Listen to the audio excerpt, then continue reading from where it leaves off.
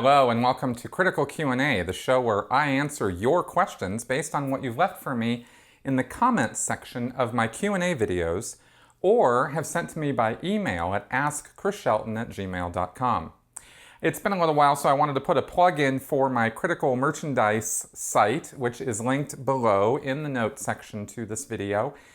Critical Merchandise is a place where I have created some designs and whatnot that you can put on cups and mugs and hats and shirts and things like that. Scientology themed, logic, reason, critical thinking sort of things. And I just plug that periodically because it's a way for you to support me and also get something back in return.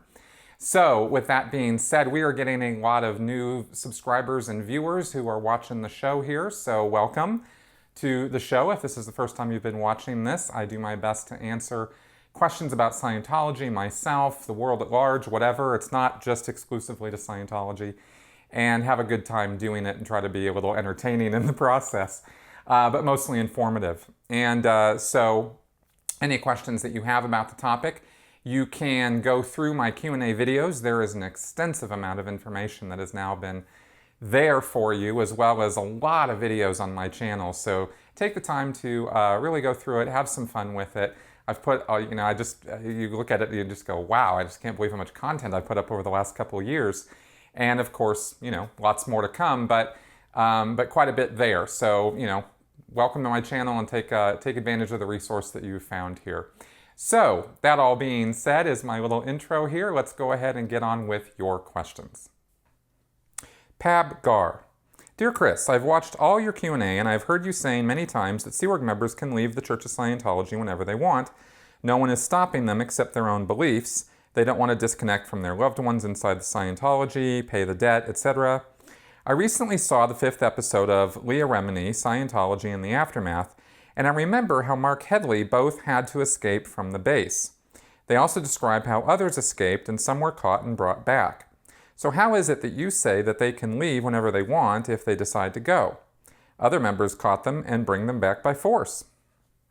If you're a public person who is just paying for services, you're not obligated to go back into the church or do any services or pay for another service or something like that unless you want to. And no one can force you or lock you in a room. But it has happened that very high pressure sales tactics have been used, including locking the door and things like that. That has happened with public Scientologists, but that's about as extensive as that gets, which is not to downplay it. It's not okay, and it's not cool that that happens, but that's about as extensive as it gets with the public. With the staff members who work at the local churches, they exert high-pressure sales tactics, and they, of course, are Scientologists themselves, so there's a lot of control put in on them. But if they want to leave staff, nobody's going to go, wrangle them up and kidnap them and force them to continue working at the local church. They're much like public in that way. Now, when you get to the Sea organization, you're dealing with this paramilitary group where people are doing nothing but Scientology all day, every day. If you leave that group without authorization or without okay, which is what they call if you take off, if you go AWOL, they are going to try to find you and they're going to try to convince you to come back, either physically or on the phone or whatever. However they can reach you, they're going to do their damnedest to get you to come back. The reason why is because if you take off like that, if you blow, you're not under their influence or control anymore. And they're not okay with that. And they want to do something about that so that you are gotten under control, so that if you leave, it's on their terms, not your terms, so that they can continue to control you after you leave to the best that they can. Of course, they can't control you completely, like I didn't blow. Okay, let me give me as an example of this. I left the Sea Org on my own cognizance. I said I want to leave. They didn't, despite whatever they might claim, they didn't kick me out. They didn't dismiss me or anything like that. I one day said I want to leave, and so there's a whole process you go through in order to do an authorized leave, where you're leaving forever. I'm not talking about just a leave of absence. I mean you're going. That process is called routing out, because there's a form, it's called a routing form, and you have to do all the steps on it. And when you do all those steps, you have left the Church of Scientology and you are still considered in good standing with the church. If you blow, they'll declare you a suppressive person. You're not in good standing with the church. And if you don't care about that, then it's no big deal. But if you do care about it, then that is a reason for you to not blow. But if you just want to leave and you want to still be in good standing with the church, that's how you do it, is you route out. You do all the steps that they make you do. It took me, I think, 8 or 9 months to go through all those steps because of, delays and problems and various things. And they also, when you're routing out of the Sea Org, you're a third-class citizen. You don't get anybody's time. You're at the bottom of everybody's list as far as who to deal with or who it is that they consider important to handle. So that's why it takes so long. There are people, even at the highest levels, like where Mark and Claire Headley were, the gold base, or the international base in San Jacinto, there are people who left that group without blowing. That's not the only way to get out of there. You don't have to blow in order to get out of there.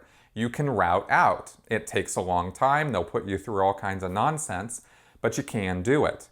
And generally, when people have been routing out, especially I think recently from what I've been hearing, they are paid, enough money that when they sign their non-disclosure agreements, they have to abide by them. And that's why you don't necessarily hear a lot from people who have routed out of the Sea Org from the International Gold Base.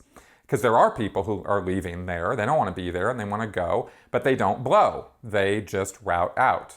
Okay, so there's 2 ways out, and one of them is authorized and one of them is not.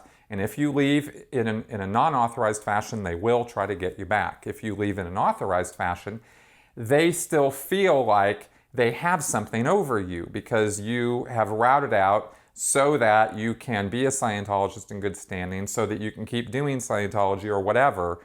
And so they feel like they've done more with you to get you under their influence and control, or keep you rather under their influence and control. That's the best short example or explanation I can give you in this format for that whole thing. But I hope that makes it clear why you'll hear different kinds of stories from people who have left the church, right? Another example, by the way, of somebody who routed out years ago from the international base, did not blow, was Jeff Hawkins. And he's since come forward, written books, have spoken out about it. He was in Louis Theroux's movie. So there's an example of somebody who got out of the international base but didn't have to blow to do it. Okay, there you go. Kauai Petal. What happens in cases when there is disconnection and child custody comes into play? As you know, legally, the parent without custodian rights needs to still pay for child support. At least here in California, I know the laws on child support are very strictly enforced. Does the church discourage people from paying or accepting child support? It's a good question. If you have 2 people who are, parents who are in Scientology, and one of them decides to leave Scientology and is declared a suppressive person for some reason, and the other parent is a Scientologist in good standing and they share custody with their child, the church cannot get in the way of that where they can say, no, Mr. Scientologist or Mrs. Scientologist, you can't accept child support from this suppressive person, or you can't, allow your child to see this suppressive person. They will, of course, do what they can to try to enforce the disconnection and try to work within the legal system to get the parent who has custody to not, allow visitation legally on the part of the parent who, is not a Scientologist anymore, who's, a suppressive person. So they will try to, game the system as best they can, but they know that, they're treading on, legal grounds that the church doesn't have the ability to or power to have their, enforce their will, right? If the law says that Joe SP can see his kids, then the church doesn't have the ability to say, no, well, no, you can't.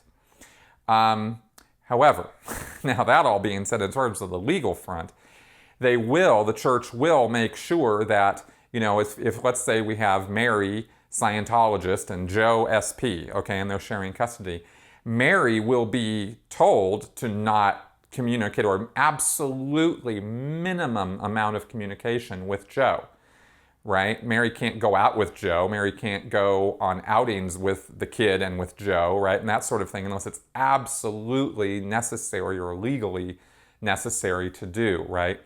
Like if the parents had to go see I don't know, a social worker or a judge or something like that. But contact is kept at an absolute minimum. And in some cases, a Scientologist, like a Scientologist staff member, might even want to be there with Mary when Joe's around, right? Just to make sure there's no hanky-panky, and also to make sure that Joe doesn't interbulate Mary and this sort of thing, right? To add some more pressure on Joe. But the church can't say, no, you can't see your kid. But they'll try to arrange things so that there's maximal amount of separation. Steve Brown, what do you think the end game for Scientology will look like? Some critics think it will retreat to Clearwater, closing and selling off all of the empty ideal orgs. Miscavige might follow the model of Hubbard and go into hiding to avoid criminal prosecution. Or he might use the money obtained by fraud to buy protection in a country where he can't be extradited. Your thoughts? I used to conjecture about this all the time, but I actually gave up on it because I realized that there are so many possible scenarios for what's going to happen to Scientology that conjecture on it is, you have to have information, and hard factual information, in order to make positive predictions or conclusions about something. And the things that we need information on in order to determine what's going to happen with Scientology in the future as an organization rely on data we don't have. We don't know the ins and outs of the corporate structure. How much control does David Miscavige have over the passwords to the bank accounts? Where are all the bank accounts? How much money is in them? Who can access them and who can't? How much power do the attorneys of Scientology have over that money were David Miscavige to be indicted or convicted of a crime, or take off and go, absent? How much control would he still have over those things if he were wanted by the law? How much of a chance is there that the law is actually going to try to prosecute David Miscavige, right? These kinds of questions need hard answers before we'd really be able to know what's going to happen with the church. There are different models in history that you can look at as to what's happened with other cult groups that we could look at as possible scenarios, right? There have been small destructive cults that have just fizzled as soon as their leader died or passed on, right? That didn't happen when L. Ron Hubbard died. We have David Miscavige taking over, which is a lot like a man who took over if we look to the Jehovah's Witnesses as an example. There was a guy who started the Jehovah's Witnesses, sort of analogous to L. Ron Hubbard. He died. Another guy took over, very much like David Miscavige, very authoritarian, very dictatorial, and he took over for a while. And then when he died, the Jehovah's Witnesses did not just dissipate and blow off into the wind. A council of Jehovah's Witnesses took over, and they've been running the show for the last many decades. So that is a plausible scenario for what could happen to Scientology. Just because David Miscavige has a bunch of senior executives of Scientology, stuck on the ant base, relegated there under his thumb, well, if he disappears, I don't know what they're going to decide to do. They could just go, finally, and get out.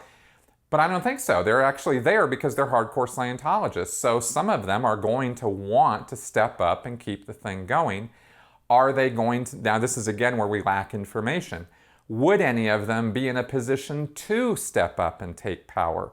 Would the lawyers give them the power over the bank accounts, right? Because we are pretty certain that David Miscavige has no plan in place to turn over the mantle of power to somebody else. In fact, he's done away with or gotten rid of or declared suppressive every single person who was ever a challenge to his authority, right? So, could somebody step up and just take over? It's not just a matter of stepping up and telling all the Scientologists at an event, okay, I'm in charge now. this person's going to have the keys to the kingdom, right? They're going to need to have access to the bank accounts and have access to the money and the corporate power, right? So again, these are questions where we lack information about those exact matters, right? If there were a scenario where the government came in and Scientology started looking at, like if the leadership of Scientology did end up going to jail, and so the government moved in, or the FBI or something, and took over the assets, well, there'd probably be a bit of a fire sale, right, is one scenario, and then everything goes, and corporate Scientology's no more. That would be kind of interesting, but I don't really see that as a realistic possibility because, let's be blunt, right? Taking on Scientology legally has been a losing proposition almost universally, right? Because Scientology has the money and the will and the manpower to fight very, very hard on a legal front.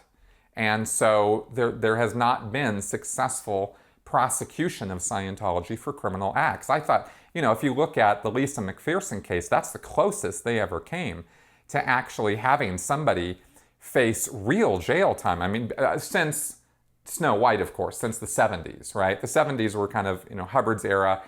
I'm talking about things in Miscavige's era, right? In the time that Miscavige has run the church, that's the closest he ever came to getting in very serious legal trouble, and they bought their way out of it. And they blackmailed or extorted or whatever they did with the medical examiner, and they did a whole bunch of hanky-panky and shredded evidence. I mean, Marty Rathbun has admitted as much in his blog and his materials. And he should know, he was the one doing the shredding, right? So they really dodged a bullet. And that, as far as I can tell from my knowledge of the history of Scientology, was the biggest bullet they ever had thrown their way. Because Lisa McPherson dying in their custody was a pretty big deal. So now you have various civil suits and legal suits and fraud suits that have been brought against the church, and one for one, they've been dismissed, thrown out, or in the case of the Rathbun's recent fraud case, or a harassment suit, which looked like it really had legs and was going to go somewhere, then suddenly the Rathbuns dropped it.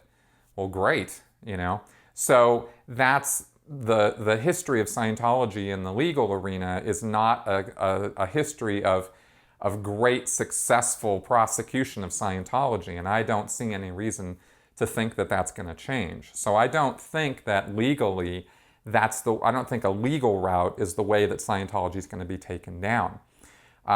It's a complicated matter. There's a lot to be said about it. It's not necessarily like I'm saying this because I'm happy about it. It's just how I see things. I think the way that Scientology is going to go down is the way that it's happening in front of us right now, which is through PR, through exposure.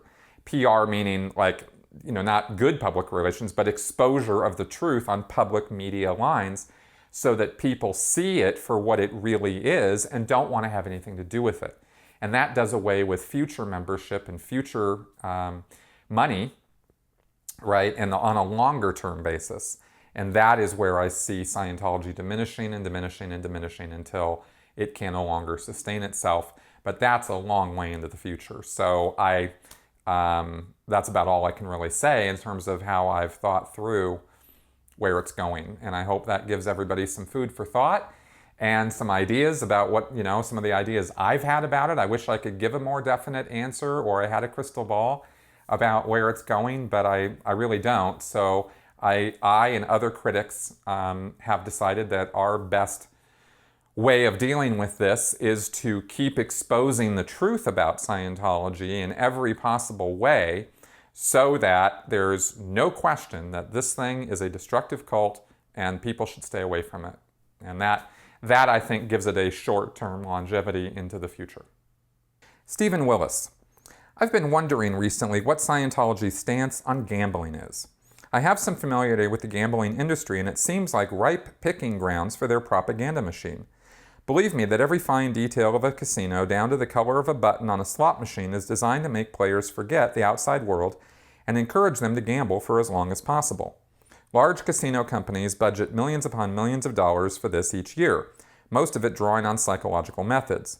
In the past 2 decades, there has been a considerable rise of regional casinos in the USA, not to mention gambling revenues, However, I don't recall ever seeing the subject mentioned in Freedom Magazine or any other Scientology materials. It seems it isn't on their radar at all. Well, logics, Stephen, and I'm not exactly sure what's prompting this question because Scientology doesn't have anything to do with gambling and probably never will. As far as Scientology materials on gambling or what Scientology's attitude is about it, they don't care that much about it, except Hubbard did write one issue, one bulletin called The Gambler. And he said that people who get involved in excessive gambling, or even, I don't think he even used the word excessive, but people who get into gambling, as a thing, are psychotic, are having like are get into a kind of psychosis because of the addictive nature of gambling and that sort of thing, and that people can't really deal with it. So he kind of discouraged gambling, and if people who get into Scientology start talking about how they're gamblers or they make money with gambling or something like that, they'll be shown that issue in very short order and discouraged from doing a lot of gambling. Sure, Scientologists go to Vegas. It's not like there's some rules about this in the world of Scientology. It's just there is this Hubbard issue, and anyone who looks like they're, trying to make a living off gambling or trying to, get into a lot of it, this is gonna come up, and they're gonna be told that they shouldn't be doing that. Now, of course, you could look at that and go, well, Hubbard probably or might have wanted to discourage that kind of activity because he wanted the money himself, right? And that wouldn't be entirely unplausible either. But anyway, all I can say is that there is an issue, and it does say that. And of course, there are people who have issues with gambling and should be discouraged from gambling. As far as the control mechanisms and the influence that is exerted, the little psychological things you were referring to, absolutely, this is well documented. The thing about casinos and gambling is that it is well documented what they're doing. Anybody can look and find that out, right? And so when you walk into a casino and you are, hit with all the lights and there are mirrors to make it look like it's bigger than it is and to sort of reflect back your image. I've even read and been told about smells, certain fragrances and things being ejected out into the casino floor to make it pleasant and keep people there. And of course, there's a never-ending stream of drinks for anybody who's actively gambling. Like, all of these things are encouragements, but they're not subtle. They're in your face, right? And you mentioned the color of the buttons and things like that. Sure, there's a lot of little influencers that affect, on a statistical basis, will affect people's behavior. And the gambling industry tries to take advantage of those things. But I would differentiate that from Scientology, because when you walk into Scientology, here's the thing. You walk into a casino, they're after your money, they're blatantly, openly after your money, and everybody who walks in there knows that that's the game. That's what they're doing there. They're walking in there knowing that they're probably going to lose their money, statistically speaking, but they're taking a chance anyway. And so it's not a matter of undue influence as such. When you walk into a Church of Scientology and you say, hey, what are you guys about? What they tell you is completely not what they're actually all about. But there's religious cloaking, and there is this self-help front, and that is not what Scientology is really trying to do. What it's really trying to do is take as much money and time and energy from you as it can get. And it's trying to exert influence over you through telling you lies, right? Half-truths, untruths, exaggerations. And that is undue influence. That is, getting you in on false pretenses and then selling you things and then continuing to sell you things with this promise and hope of an end result or an end goal that is a fantasy. It's a total fantasy. And they're lying to you every step of the way when they tell you that you're going to gain, cause over life, total spiritual freedom, blah, blah, blah, blah, blah. So we're dealing with two totally different things, right? And so Scientology doesn't look to the gambling industry for, clues or cues about what to do. So I'm not, I think that's about as much as I can say on the subject. And if there's something I missed on your question, go ahead and let me know. Margot Robinson. With the Church of Scientology having ribbon yanking ceremonies for ideal orgs, It's disturbing to have local dignitaries participating because it gives the Church of Scientology an air of legitimacy and political acceptance. How do all of us out here get together to dissuade public officials from attending and participating in the ribbon yankings?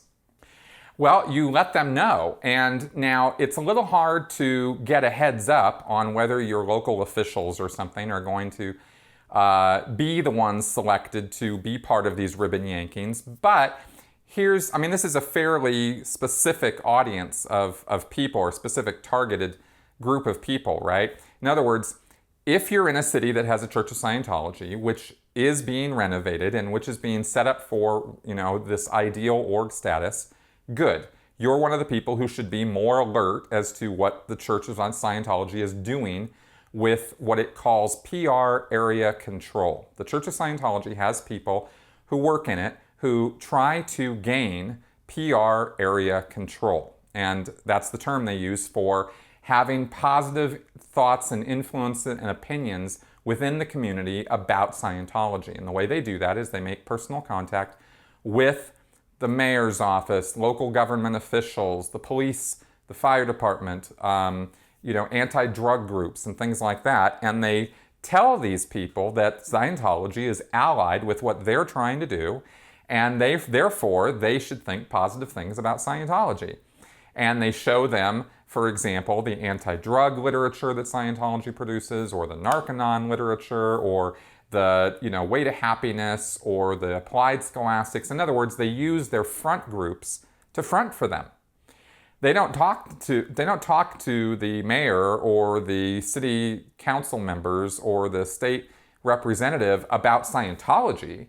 They talk about the front groups, right? Because those front groups are there to gain public acceptance for L. Ron Hubbard and for Scientology. So that's the line they'll go in on. And it's very hard for most people to look at the Way to Happiness booklet and go, wow, look at all these 21 precepts about how you shouldn't murder, you shouldn't steal, you should treat others like you want to be treated. There's nothing to have a problem with about this book, right? So people accept it. That's what Scientology's counting on.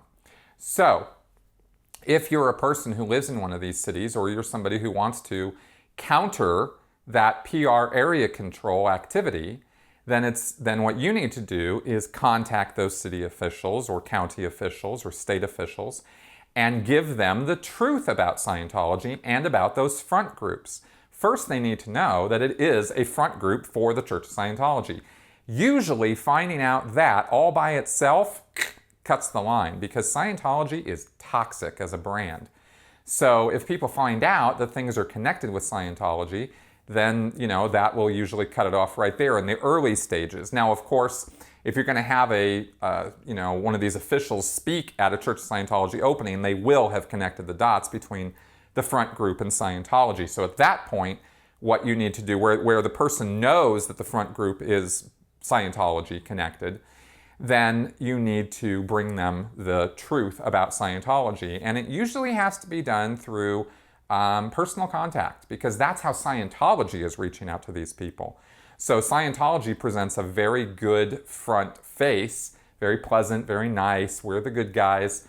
If you hear anything about us that you doesn't seem to make sense, or you don't like, let us know. We'll give you the truth about it, right? Like, there's lots of coaxing and working to get influence with these guys, right? And that's how that generally goes. It's not complicated. It's just that they do the footwork necessary to get these influence these officials. And so the way to counter that is to counter-influence it with the truth. Because, as I just mentioned, Scientology's selling lies. Well, if you tell the truth about it, almost anybody can see through Scientology's lies very, very quickly. So that's what you can do about that. It's time for Flash Answers. Elmo. I understand that Scientology started appearing behind the Iron Curtain via splinter groups such as Free Zone. Any comment? Scientology has a bigger presence with independent Scientology in Russia than I believe it has with official Scientology in Russia. Why? I have no idea. How to deal with that? I have no idea. But I know that the Russian government's attempts to ban Scientology are not the way to go about it. if Russia would simply look to history, they would see that that tactic was already tried in Australia, and it failed miserably, and Scientology came out stronger than before with that. So trying to ban it, not the way to go.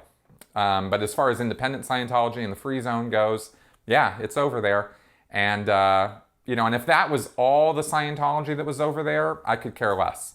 It's official Scientology and the official church that is the authoritarian money-making scam part of Scientology. Independent Scientology is whatever, you know. That's my comment on that. Mr. Marathon 1989. How accurate are the online accounts of OT3, Xenu story, and the other OT levels? Well, as far as I know, they're pretty spot on. I wrote a whole chapter in my book, Scientology A to Xenu, to lay out why the OT levels are important to Scientologists and what they're really all about. And this is routinely missed over and over and over again. And to that degree, I think the accounts or discussions about the OT levels on the internet or in the public sphere tend to miss the boat entirely, because Xenu is the tiniest, smallest part of what the OT levels are all about. And while people like to laugh and, you know, and smile and that sort of thing about Xenu, that ain't what Scientologists think is important about the OT levels, right? And so I really recommend, right, you know, checking out my book on that, because I don't know anywhere else to refer you to get, you know, my take on that. And I'm not going to sit here and give it all to you in a Q&A episode, because it's a long chapter and there's a lot to know. So that's what I can say about that. JR News.